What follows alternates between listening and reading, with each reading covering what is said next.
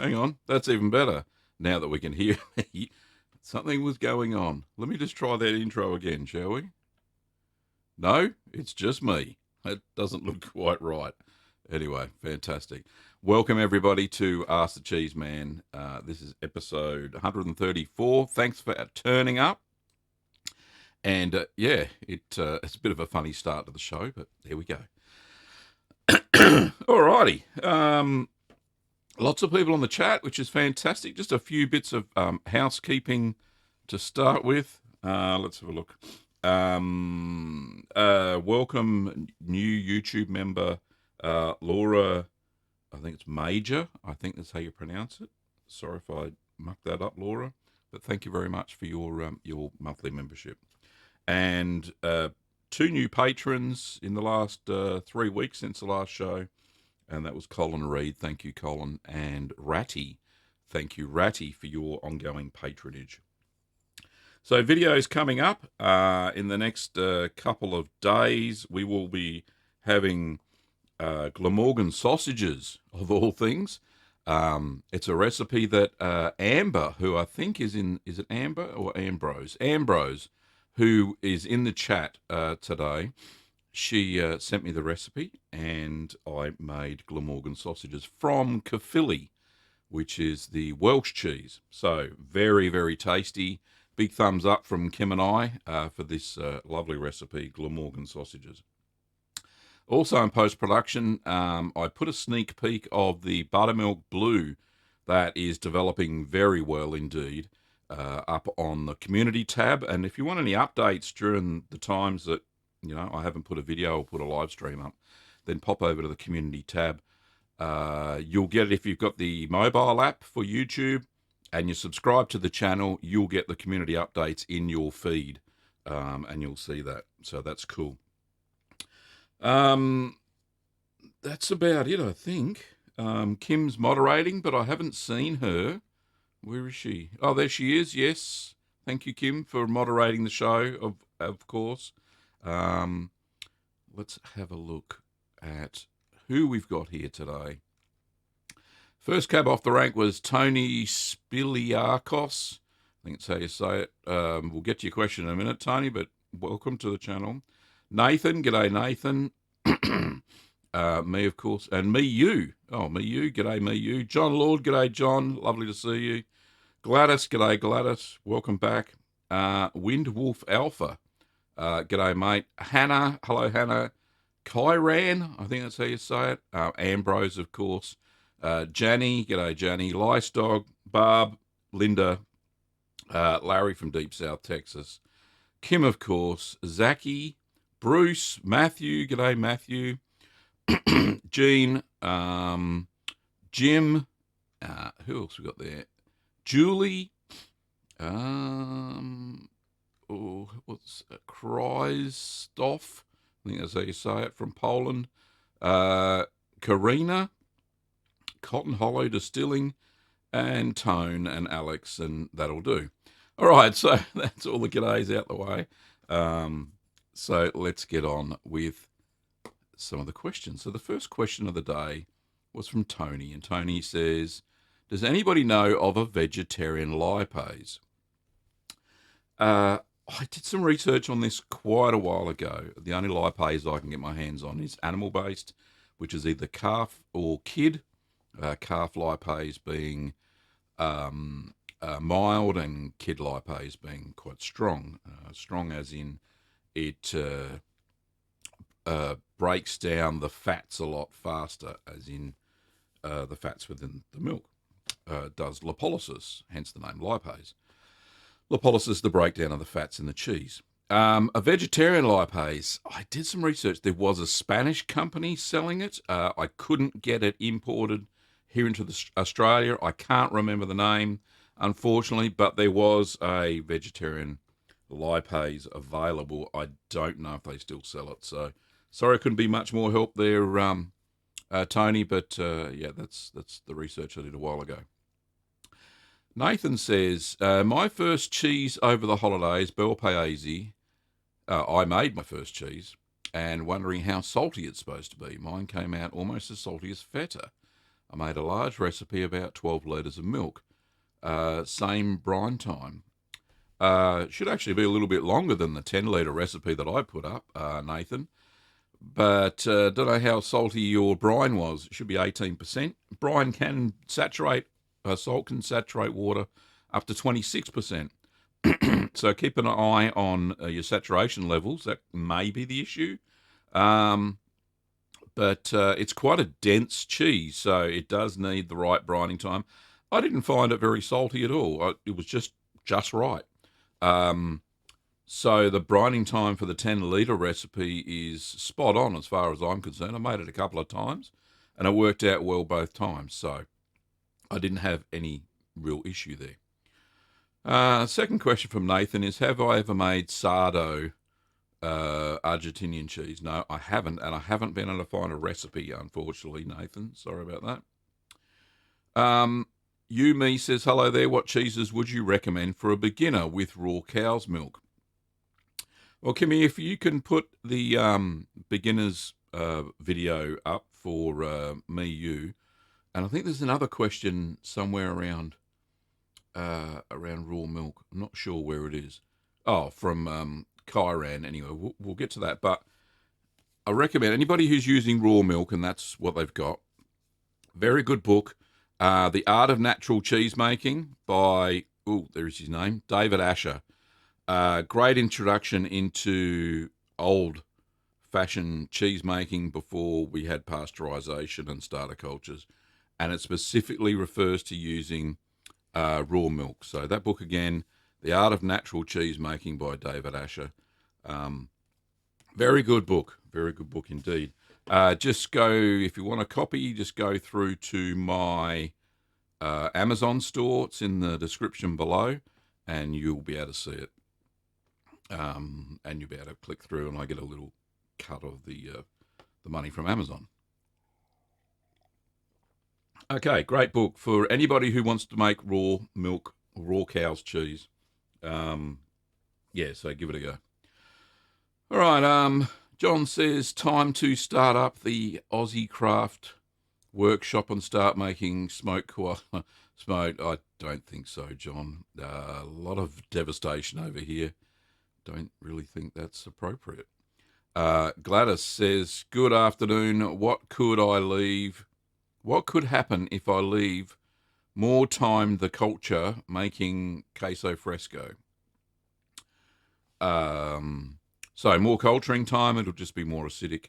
Remembering that queso fresco is ready to eat in 6 hours, so it won't make a heck of a lot of difference. It's a fresh cheese. It's not very acidic at all. But yeah, give it a go. Experiment. That's what cheese making is all about. So give it a little bit of experimentation, and I think you'll be pleased with the results of whatever you do, Gladys. Gladys has also said, did you find the recipe for queso di mano? No, I've searched high and low, and I cannot find a recipe at the moment. If there's anybody willing to translate one, if they can find one, then yeah, shoot it my way via email, and you'll find my email address in the About tab on the channel. If you go to the channel page, there's an About tab with my email address there. Windwolf Alpha says, g'day from cloudy Southern California. How are you all faring over in Australia? Well, the bushfires are still burning. Not as bad as what they were, but there are parts where people just can't get to because it's just virgin bush, eucalypt forest, that sort of thing. We have had a bit of rain in those areas, which has helped a lot. But then the other day we all got hit with big hailstorms down the east coast of Australia, all the way from Sydney down to Melbourne. The size, they were massive. Size of probably the size of the phone.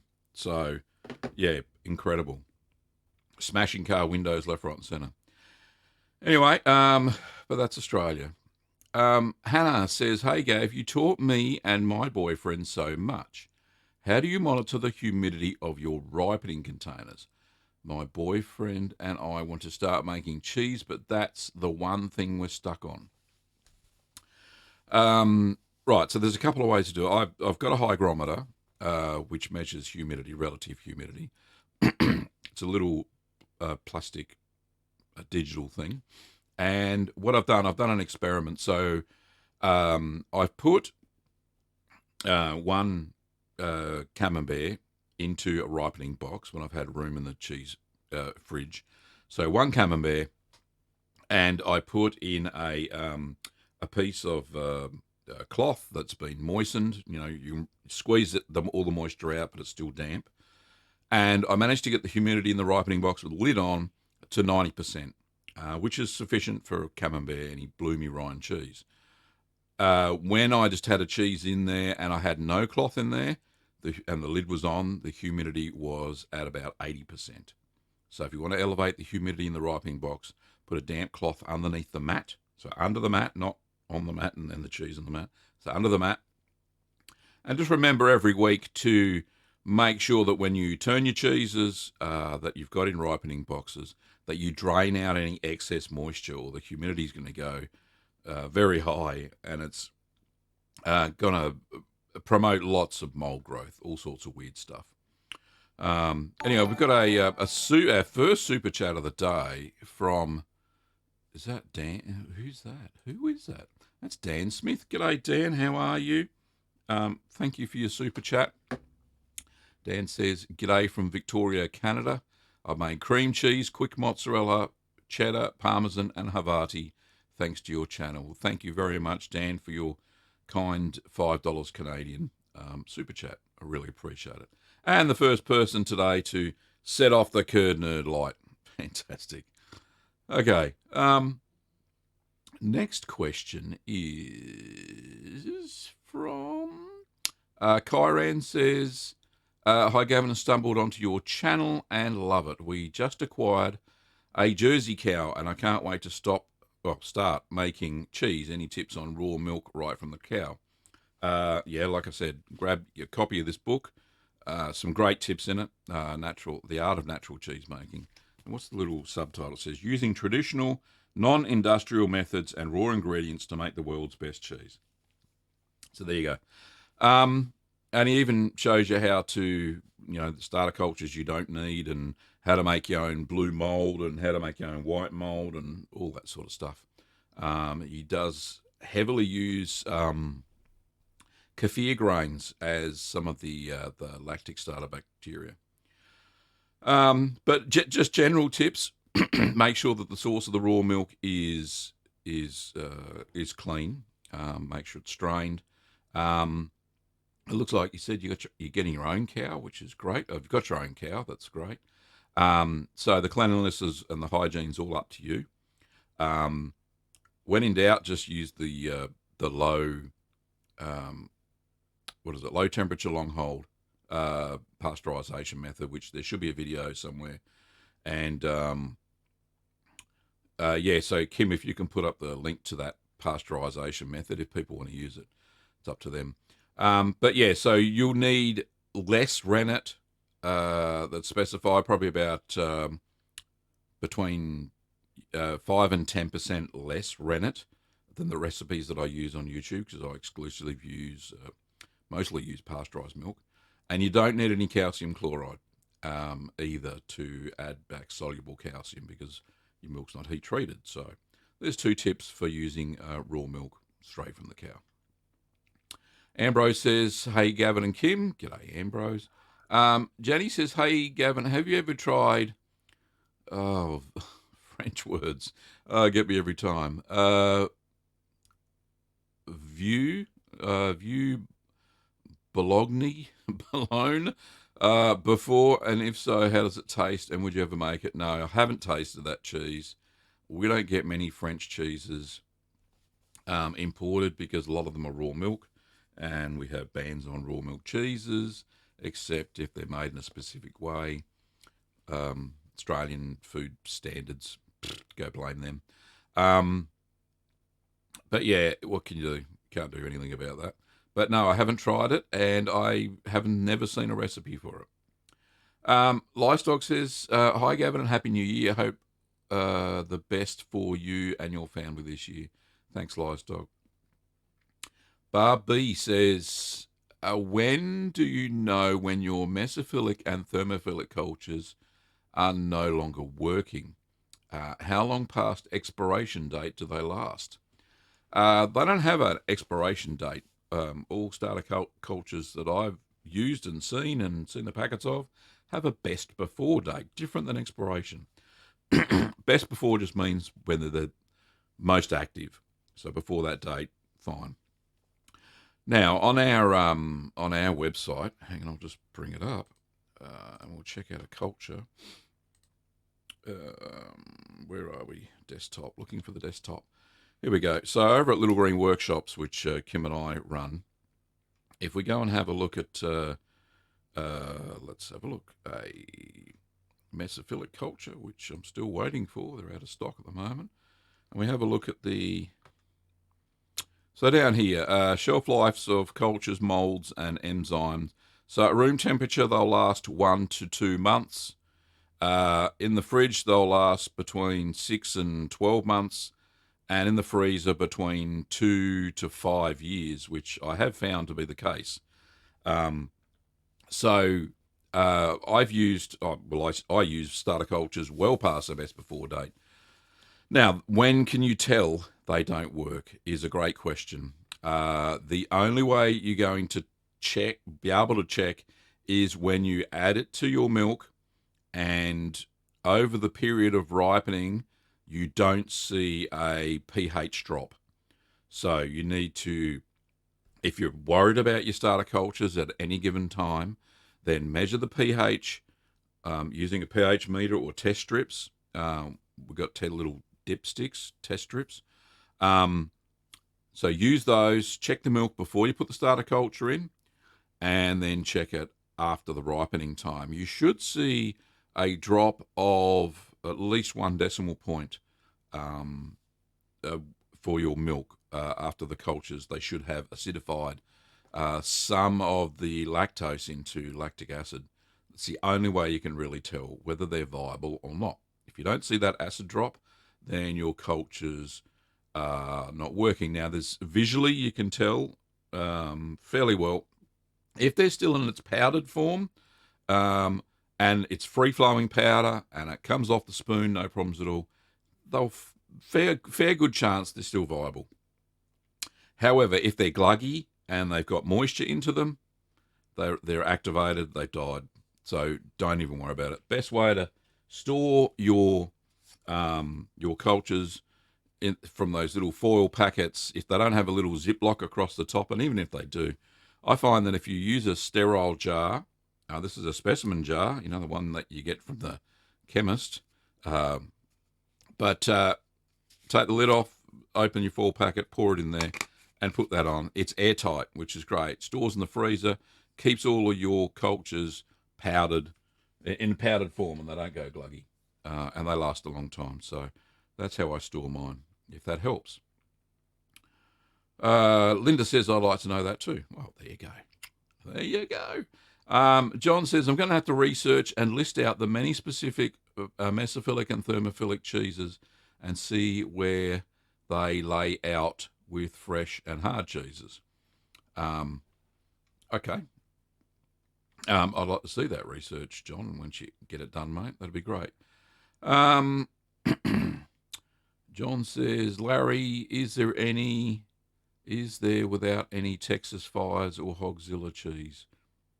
Okay, must be an in-joke. I'm not sure. Zaki has said something in another language which I can't understand. Sorry, mate. Looking for the next question. Lots of g'days. Thank you so much. Rain says, hi, Gavin. I made your fake Camemberts. Opened them last week. I've made runny, stinky cams before, but I definitely love your recipe. Thank you. Yeah, they're really good. That stabilised paste is very good with pasteurised milk, and it certainly helps it settle down and stops it from going very runny. But yeah, I think it's a really good recipe. So, Kim, can you put the fake Camembert recipe, the video tutorial up in the chat for everybody to see that one if they want to have a look? Okay. Cotton Hollow Distilling says, is there any way to add bourbon to cheese without killing the aging process? Yes, there's a couple. Well, there's a couple of ways. So you can add it to the curds and let them soak.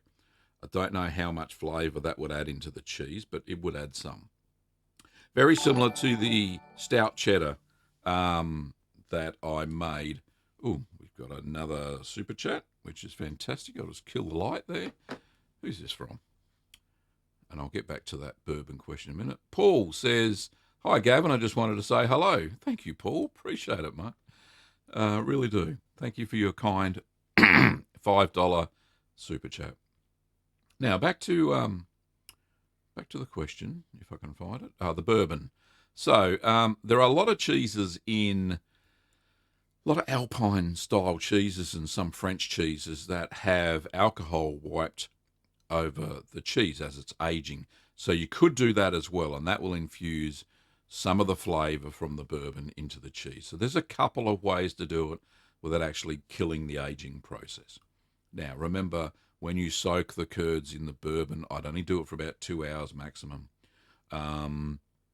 because it does have a fairly high alcohol content, which could destroy some of the lactic bacteria.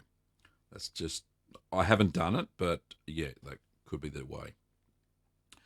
Tone says, hello from Norway. Hello, Tone. Love to see you.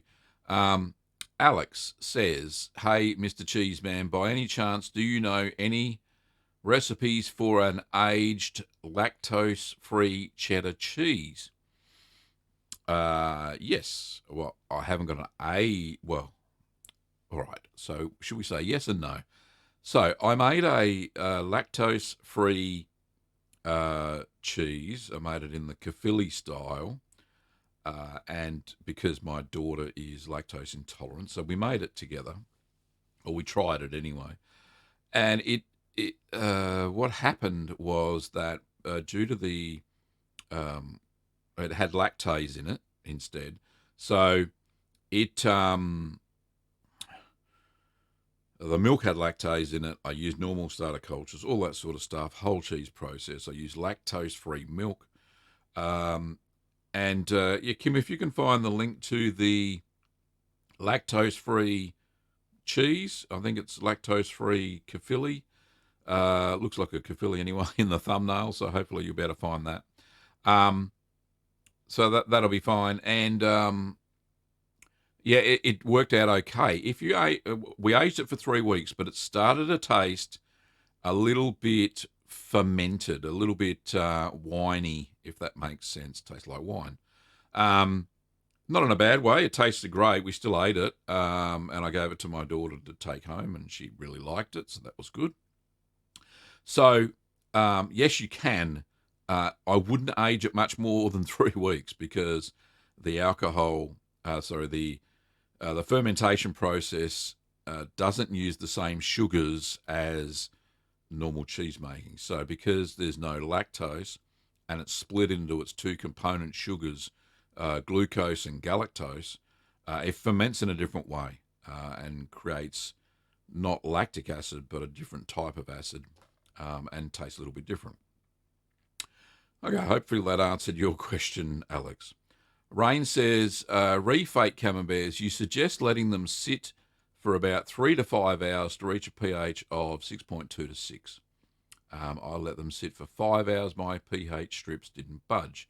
How do we know when the pH is right with no pH strips? You don't. That's the thing. Yeah, you don't. You've got to test, unfortunately. Maybe get a pH meter if the test strips don't work. So, yeah, there's only one way to test, unfortunately. Sorry about that. There's no magic to figure it out. Maybe just let them sit for the 3 to 5 hours and the pH, just continue on with the process. And if you get a cheese at the end, then that's absolutely fantastic. If your starter cultures are viable, then the pH will drop. Maybe it was just your test strips. Okay, Wind Wolf Alpha says, a patron on cheese making channel named Ratty, lol. Yeah, indeed. Oops, I've just gone past about 50,000 comments and stuff. I've missed everybody. Yeah.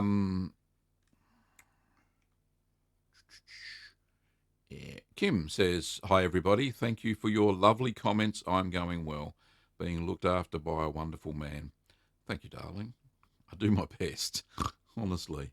Justin says, "Have you ever used adjunct cultures to speed up aging / different flavors? What's your opinion on them? For instance, Flav 54."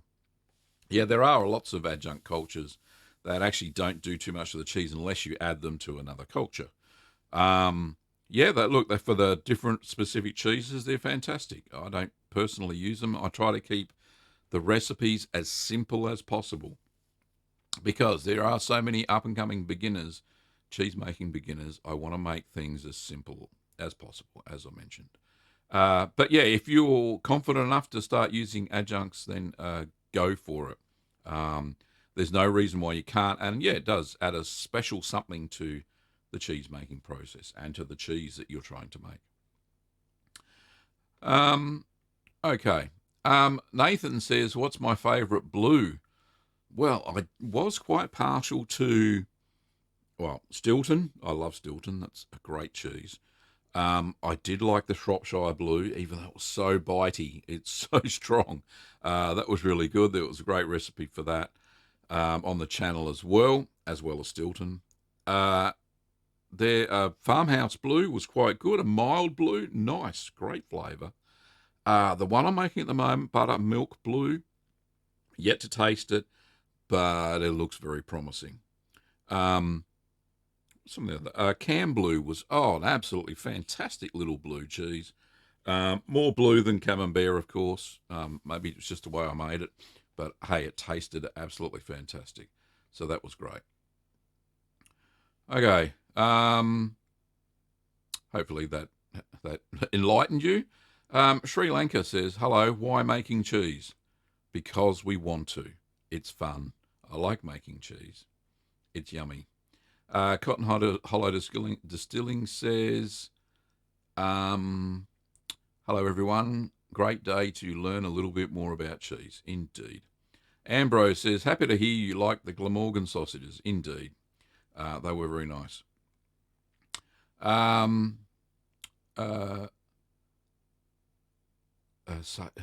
Sadie? I can't remember how to pronounce it. I'm so sorry.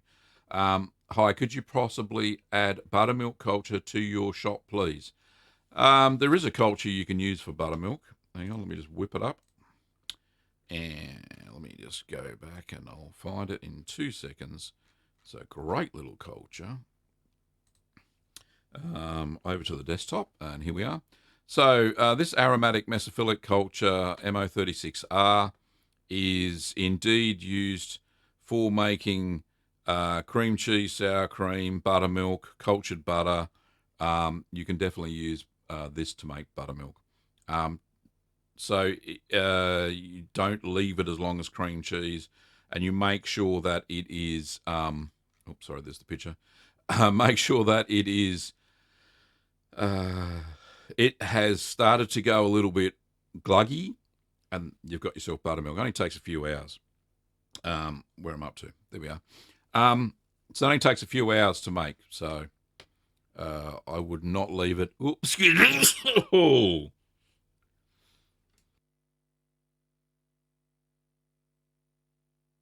Oh, back again. Sorry about that. Something up my nose. But yeah, that is. I wouldn't leave it much more than 6 hours. Yeah, so to lactic ferment, and you'll have yourself some buttermilk. Great culture, that one. Kreisistov, I think that's how you pronounce it. How to measure the pH of cheese. Two main methods used in cheese making these days are pH strips, which I have a picture of what they look like. If I go back to equipment, hang on. A lot of show and tell today, isn't there? Equipment. Sorry about this, I'm just grabbing it up. Come on, website, go faster. Looking for pH test strips. I'm sure they're here somewhere. Anyway, as I was saying, pH test strips, little strips with pH things on them, little indicators on them, and the other ones are pH meters, battery powered usually. Here we are, test strips. Bring them up, Gav. My mouse is not working properly for some reason. Come on, computer. What's going on? Goodness me. Right, here we go. So pH test strips look something like this. And these are ones made by the Country Trading Co. And they're specifically for testing milk. So let's have a look at the picture. So you soak the test strip in milk for about half a second, and then you compare the colour. So you match the little colours on the little test strips, and it tells you what the pH of the milk is.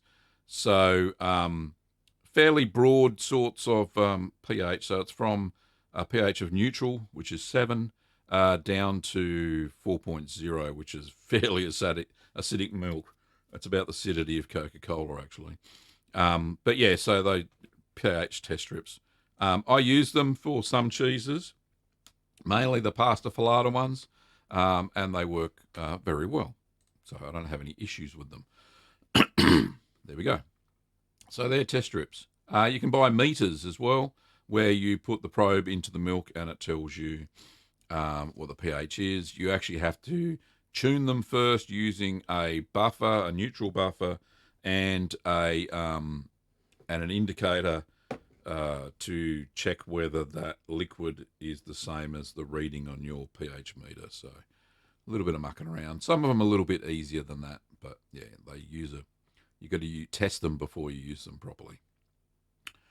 Tone says, if you make goat's cheese, is it best to mix the milk from different goat breeds to get a good foundation? No, I haven't heard of that before. You can, if you want to. You can do anything you like. But yeah, from a single breed of goat is fine. If you want to make a goat's milk cheese, if you've got your own goats, go for it. But yeah, no, I've never heard of them mixing stuff from breeds. You have a look at what's a traditional goat's cheese? Well, feta is a good example, I suppose. But that has sheep and goat's milk in it. But any goat's milk. So the most flocks are the same sort of breed. So rarely do they have them mixed. I think the milk will be fine. Vern says, am I the only one who has romper room flashbacks when he lists viewers? Yeah, it's kind of like that. I can't remember. I remember the show had Mr. Doobie in it, but yeah, I didn't get commercial television until I was about 16, so we didn't watch stuff like that. But Romper Room's an Aussie show that was for preschoolers, I think, and the lady read out all the names of the kiddies that were watching. I think it was just random names, and obviously there's some in the audience, so the kids would have been delighted when their names got called out. Anyway, Matthew says, g'day, Gavin. A cheddar I have vacuum packed for 3 months suddenly seemed to create gas as the vacuum pack became a bit loose. What is the cause? Opened it and a little damp and smells fine. Could be the indication of late blowing, Matthew. And if you didn't use any gas-producing starter cultures, then it won't be that. If you did use something like added in some gas-producing cultures like Flora Danica or something like that, unusual for a cheddar, of course, but that could be the issue. But if nothing else, if you just use a plain mesophilic, then could be late blowing due to butyric acid that may have been in the milk. Usually it's when cattle is fed on silage during the winter. It creates fissures and cracks in the cheese. If you find that when you do open the cheese eventually, it'll be fine to eat. It's fine to eat. Don't worry about that. Late blowing is different than early blowing. Early blowing is an infection. You must throw it away. Late blowing. But if it smells fine, then I'd re-vac pack it and keep maturing it, or eat it now. So there's a couple of choices for you, and hopefully it turns out okay. Jean says, my latest, I think it says latest Camemberts run out. They look really flat after I unmold them. I use raw cow's milk. What could be the problem? I don't use calcium chloride. They drained for 20 hours in the molds. That sounds like your curd's not firm enough. That you could add a little bit more rennet, prolong the renneting time, maybe start adding a little bit of calcium chloride because with raw milk, because it hasn't been standardized for protein and fats, there could be too much fat in the milk, and that would stop the set to be strong. It could be late in the lactation stage, so there's a lot of fat but not enough protein. There's a couple of things I can think of. So, and you seem to have kept them in the molds for quite a long time, which is good, and that's what you need for a good Camembert. But if they go flat like that, then yeah, the curd set wasn't really strong enough. So, Gene, hopefully that helps. And the time is 9:06, and I'm just still up to the comments of 8:38. Fantastic. Jordan, g'day Jordan, says, hello Curd Nerd family. Finally my Stilton is ready and I plan to cut it tonight. Is the rind edible? I'm planning on cutting and vac packing into 12 wedges. Will this be okay to store to give to friends? Is the rind edible? It's up to your own personal taste. It would be pretty gnarly. I tend to scrape it off to get back to the white part of the cheese. In fact, a lot of Stilton producers do cut off the rind, and that's when they package it and where they go and sell it. So it's up to you. If you want to eat the rind, go for it. It'll be very, very strong. Planning on cutting and vac packing? Yep, no problems at all. I vac packed the Shropshire Blue that I made in 2019, and we cracked some open at Christmas time for the family, and it was fine. It was strong. It was fine. The blue stayed there. It didn't grow any further. It didn't mature any further. So yeah, perfect way to distribute and store if you want. Okay, Rain says, last time I asked why my cheeses aren't melting, I used 3.25% milk. Creams have carrageenan in them. My only cheese that melted was the fake Camembert in puff pastry, none of the hard cheeses. Any thoughts? Yeah, I think so if you're adding cream to the cheese, then that's a good thing. That helps with meltability. It's all about how much fat's in the cheese. Cheeses melt when they have a high fat content. So I'm not sure what's going on as far as meltability goes. Yeah, maybe up the fat content of your milk by using creams without carrageenan in them. I know it's hard to find. Here in Australia, they don't use carrageenan. They use gelatin, of all things. Yeah, it kind of puts the vegetarians off because the gelatin's made from animal fat. So, yeah. Anyway, not much you can do about there except increase the fat content of your milk. Leonidas says, I don't even like cheese. I just love Gav. Thanks, mate. Appreciate it. Love your work. All right. Patriot Farm says, I want to know how to make goat milk caramel. What's caramel? Caramel, maybe? Do I have any recipes for goat's milk? Yeah, there's quite a few on the channel, actually. But I do want to make some more goat's milk cheeses in 2020. I'm planning to contact one of the goat's milk producers here in Victoria and see if they can do us a dealio and supply some goat's milk in bulk, because it's very expensive. I think for a 1 litre bottle, it's nearly $5 Australian, which is quite expensive for a litre of milk. But worth of it if it's good stuff. So, yeah. But all the recipes that I make, you can use goat's milk. There's no issue with that. Just use a little bit more rennet, and also always add calcium chloride to get a firmer set, because goat's milk is a lot more delicate when it comes to setting a curd. So yeah, start off with some of the semi-hard ones. First, use goat milk. I want to make a goat's milk cheddar. That would be most excellent. And I actually have seen aged goat's milk goudas, so I want to try that as well as some of the softer goat's milk cheeses as well. That would be fun. Dominic says, "Hello, Gab." Who's Gab? Is that Gav? Is B next to V on the keyboard? Yes, it is. Looking forward for news video. The news video. Huh? This a new video? Yeah, I'm looking forward to a new video. They're coming out soon. So, I apologise for the lack of tutorials. This is to everybody watching. But, times are difficult here with Kim and I. For those who don't know, Kim got diagnosed with breast cancer and is undergoing chemotherapy. So it is taking a lot of our time, especially during recovery, medical visits, all that sort of stuff, and the emotional toll that it takes on both of us. When we're having down days, the last thing I want to do is make cheese.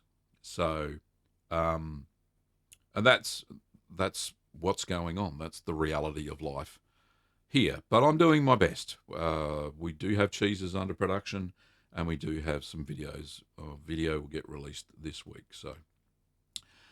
But yeah, and that wasn't at you, Dominic, or anything. That's just to the general curd nerd family that's what's going on. Just so I can explain it to everybody. Anyway, moving right along. Tyler says, "Hey, thank you for all you do. I really enjoy your videos." Thanks, Tyler. Can you explain what affects the taste and texture of cheddar? Yes. So cheddaring affects the texture. That's why we do cheddaring process, because it expels more whey. The taste is usually the starter culture. That affects the different types of starter culture you use, affects the taste of the cheese. How much salt you add to the cheddar also affects the taste. If you don't add enough salt, you'll find the cheddar will be bitter. If you add just the right amount, usually it's about 2.7% for cheddars, that style, between 2 and 2.7% salt per weight of curd, and that seems to work out okay. And you get a very, very nice cheddar. Aging also affects the taste of cheddar. If you have a 3-month cheddar and compare that to a 12-month cheddar, chalk and cheese, totally different flavors. As the proteins and the fats break down in the cheddar, you get a stronger, more mature flavor in the cheese. So time in maturation is the biggest effect of flavor in any sort of cheese. Okay, Black Blood says, "Hi, Gavin." Oh, hello, Gavin. Nice. Have a nice stream. Oh, thanks, mate. Dan says, "Unfortunately, I haven't been able to keep the mould off the Havarti, which started on week 2 in the cheese fridge. I have been scraping it off and backpacked it. We'll test it tonight." Dan, I reckon it will be pretty good. Dan also says, "I'm at work right now. I'll watch the stream when I get home." And Dan, thanks for your kind super chat. I think I mentioned that before. Christov said, "I started to make cheese because of you." Hey, don't blame me, all right? It takes you. You're the one that put the rennet in the milk. It wasn't me. But well done. Cheese is such a relaxing practice. I suppose I should make it more often and help me relax more. Lily says, "Hey, Gavin," or maybe that's "Hey, Gavin. I made some mozzarella the other day. You really inspired me." Thank you so much, Lily, and congratulations. Dominic, I think I've already answered your question, mate. It says, "Do you need calcium chloride for pasteurised goat's milk?" Yes, indeed. I would use it. Even with raw goat's milk, I would use calcium chloride. Laura says, and Laura, I mentioned you before, which is great. "Have you ever made caramel from whey? Apparently this is a thing, and it sounds delicious." No, I haven't, but let's whey caramel. I've heard it too, and I've heard lots of people raving on about it. Closest I've come to something like that is Mysost, which is a Norwegian whey cheese. Kim, if you can pop the link up to that, that would be absolutely fantastic for Laura. That's one use for whey, but yeah, I have heard of condensing it down and caramelizing it. Cotton Hollow distilling update on your wife. Yeah, I alluded to it a little bit there. I don't know if Kim's answered that. No, I don't think she has. Yeah, she's where are we?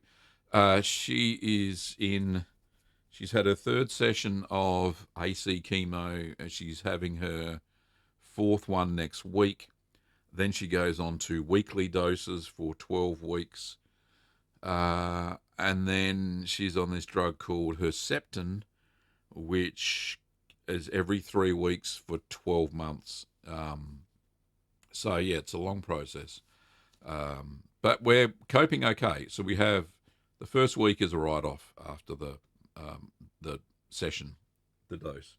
She's in bed, she's tired, all sorts of things, upset stomach, nausea, that sort of stuff.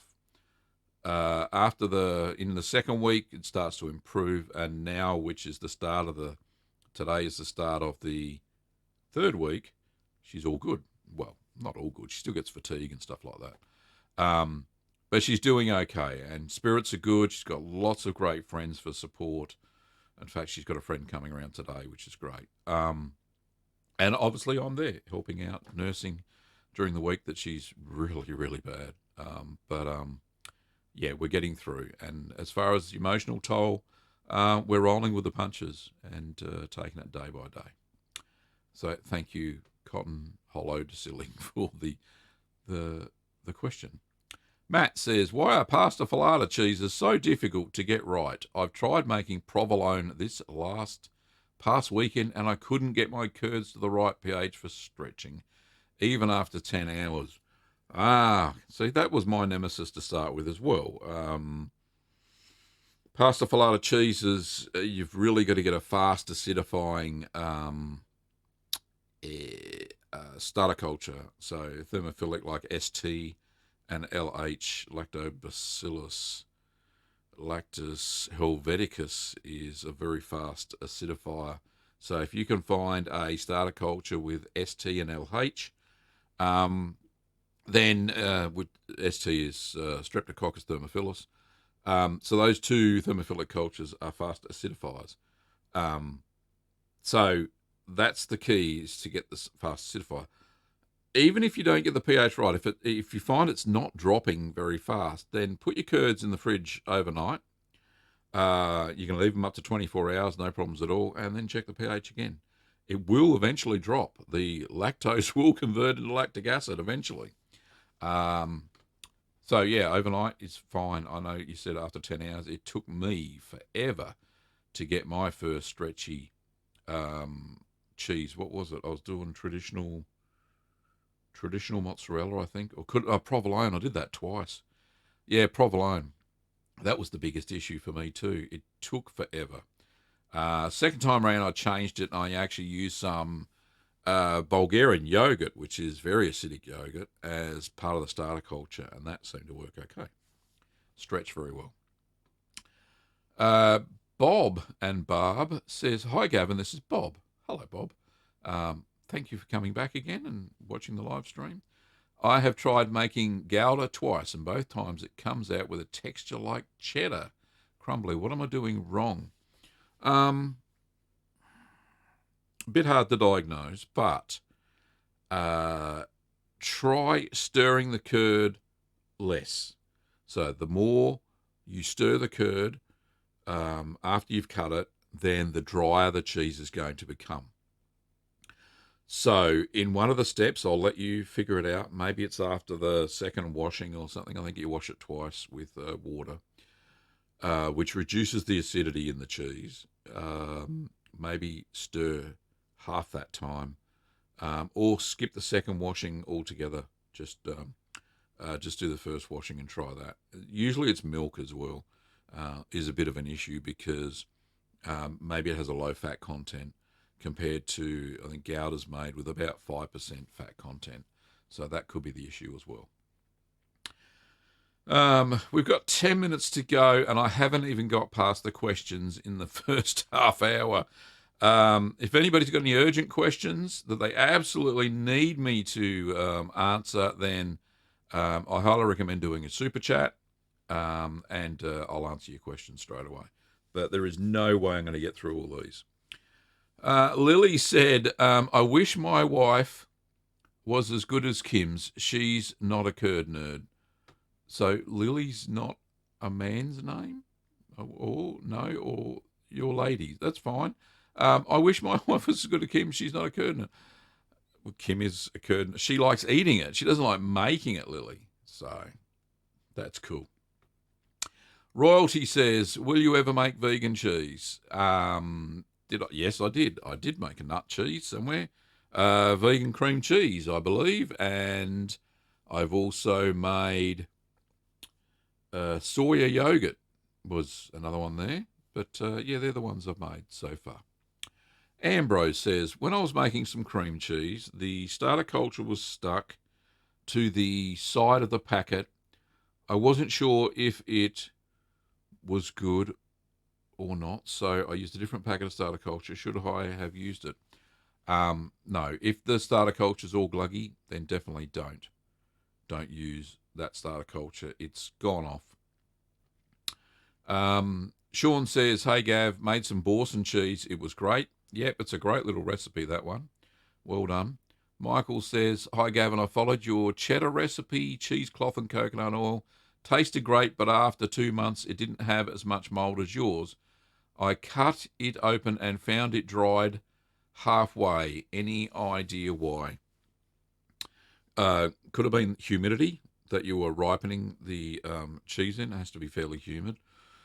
I think 80%. That stops the cheese from drying out underneath the cloth. I would highly recommend that you don't use coconut oil anymore. Butter is a good alternative. Or lard if you don't have any aversions to using animal fat. Lard is what they traditionally use in West Country cheddar. But yeah, butter works just as well on cloth banding because remember, you mature the cheese at 13 degrees. Butter goes very solid at 13 degrees Celsius, so yeah, there's no issue. But yeah, it could be a humidity problem is what I think. Sean says, my question is, what's the difference between the different mesophilic cultures? Kim, if you've got time, can you pop up the starter cultures video for Sean? And that'll explain the difference between the different types of mesophilics and thermophilics and aromatics and all that sort of stuff. It's fairly in-depth sort of video, Sean. So that'll help. If Kim can't find the link, then you should be able to find it on the channel. Donna says, love using the sous vide in cheese making, which is a water heating wand. Tried triple breed a day. The recipe calls to heat a pint of cream separately. I used a silicone sous vide bag for the cream since it was a small amount. Do you think it was a good, bad idea? Yeah, why not? When I made I made double cream, didn't I? Double brie. Yeah, I haven't seen heating the cream separately. Maybe it incorporates into the milk better. But yeah, it sounds like a good idea the way you did it. Can't see.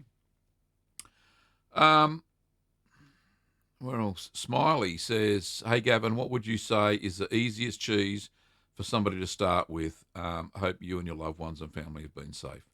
Yes, we're a long way from the bushfires, but yeah, we're safe enough. The smoke was pretty bad last week.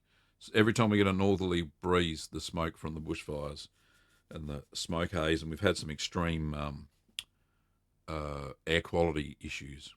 In fact, Melbourne was rated as the second worst city with air pollution in the world last week.